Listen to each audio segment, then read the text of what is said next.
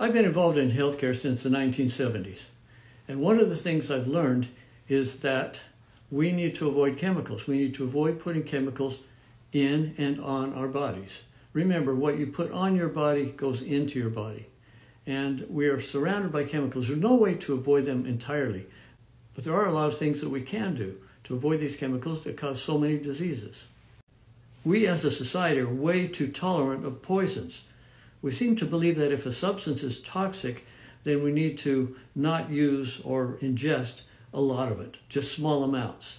Instead of saying, this is poison, let's not put any of it in or on our bodies. The average person starts their day with caffeine, a toxic chemical, and all the other toxic chemicals they're in their morning drink. Then they take a shower with a soap that contains chemicals. They use a shampoo that contains sodium lauryl sulfate and other chemicals. Then they use a deodorant that contains aluminum and propylene glycol and other chemicals. They brush their teeth with a toothpaste that contains sodium lauryl sulfate and fluoride. Then they have breakfast.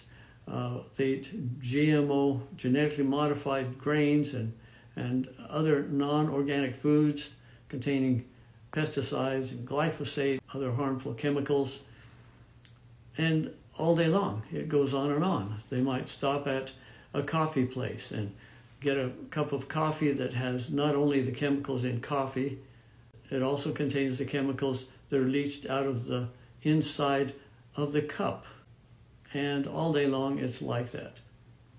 And then we wonder why we are the sickest society that's ever existed on the planet. We wonder why we have so much cancer, so much heart disease, so much type 2 diabetes, so much autoimmune disease, and on and on and on. Diseases that were rare 100 years ago. And then when they get sick, they go to a doctor who prescribes other chemicals to suppress the symptoms of their diseases.